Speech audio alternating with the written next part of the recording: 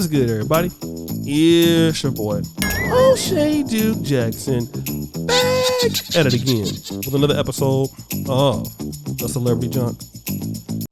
What I've been hearing recently, the last year, is a lot of men being hated on for becoming passport bros. And a passport bro is typically a black man who decides that he no longer wants to date women in America anymore, and he would like to expand his options elsewhere.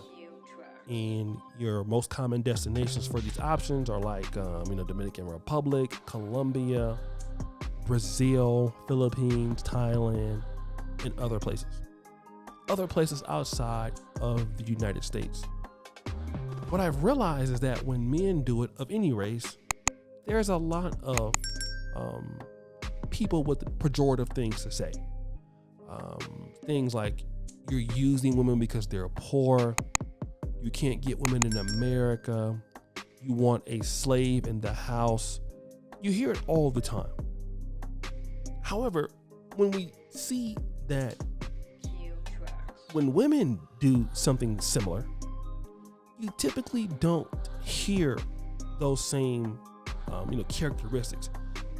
What you're starting to hear is age is nothing but the number. I'm hearing things like, she found true love. That's how Stella got her groove back. But I want to mention this because this has happened with a lady by the name of Deborah Babu. She is from Sacramento, California, same city as me. She was in Tanzania traveling with her daughter in October 2017. They were walking on the beach in Zanzibar when they bumped into two Maasai men. The Maasai warriors are very big in Kenya and in Tanzania. And one of the men offered them souvenirs. Okay. Deborah declined, but she had never met a Maasai before, so she had a picture with him. And basically they exchanged phone numbers. They bonded over a beach walk. But Deborah didn't see it going any further because of the age gap. They kept talking. He called every day and talked about wanting to marry her. Now, they had a Maasai wedding in 2018, a legal wedding in 2022, and you're seeing some of these pictures here. And even though they have a 30-year difference in age, she says this: I never expected to find a husband and marry someone so much younger than me, but he is the kindest and most caring man. Okay? And even the kids are saying that she deserves to be happy.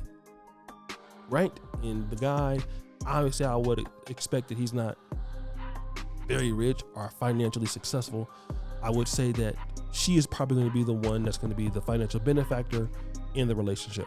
And I won't even give any personal commentary towards how I feel about it because it's not important today.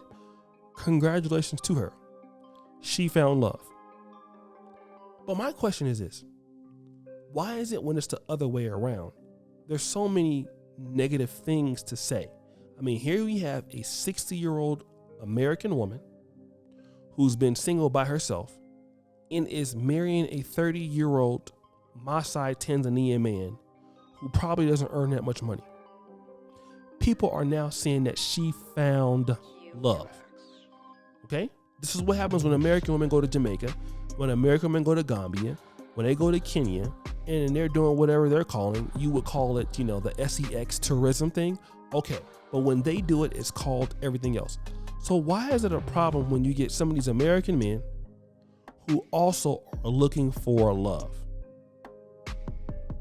I can tell you why. Like, as David Carroll used to say, it doesn't fit the narrative. All right. The narrative must be women can get away with whatever they want to get away with. In my honest opinion, let me tell you what I mean. Women can shift the goalpost. If you have an American woman that's in her early years, it's okay to say, I don't want no man who's not on my level. I want to be educated. I want to do this. I want to do that. Now, but once a woman gets in the later years of her life, 40 and above, we can say, oh, well, then we can now marry any man that we want, no matter what his financial status is, because I deserve happiness. I deserve love. And it's completely okay. That narrative can be spin. When we're dealing with men, however, that is not the case. If you're a man that is 60, how dare you marry a woman that's 30? You know what they call you? All kind of names in the book. Names like R. Kelly and names like just a whole bunch of pejorative names. You know, the fact that you're wanting to go to somewhere else. You know, they'll use all kind of racial things. Let's say, for example, if you're a black man, you want to go to Colombia. Okay, now you're colorism. You're colorist. You only want those women because they are Hispanic or they are lighter colored. You dislike black women, or you can't handle an American woman. You know, but are we saying that she can't handle an American man? She's from California, in Sacramento. There are a lot of Caucasian men out there, or men that are 30. Why does she deal with a younger man from America? I think we probably know why. Because a younger man in America that has financial means might not want to date somebody in her age group. But it could be more likely that a man who's from Africa who would look at her as having a privilege, right? Because she is white. And let me tell you, as a man who has lived in Africa, white women have a really strong advantage. You're white, so that makes you very particular, very exotic. And it doesn't even really matter your age because you're a white woman, so you're looked at as highly valuable. Just like an American man would look very valuable if he's a US citizen and has some money. But it's okay if a woman is an American and has a passport. When she wants to go out there and be exotic, it's okay if it benefits her. The problem is that American men can't be exotic because men are supposed to accept everything that is less in America, no matter what race they are. And you know what? This is why a lot of guys don't care, because it's not equal. You talk about feminism and equality, but obviously it's equal when women do it. Nobody will call her these names. When men do it, it's a problem. And the reality is that if a woman has to go out and deal with a man 30 years younger than her that's coming from a third world country, that is saying something. Okay? Especially if you're a woman. If you're a man, women want your money everywhere. They're going to want your money in America. They're going to want your money in Africa.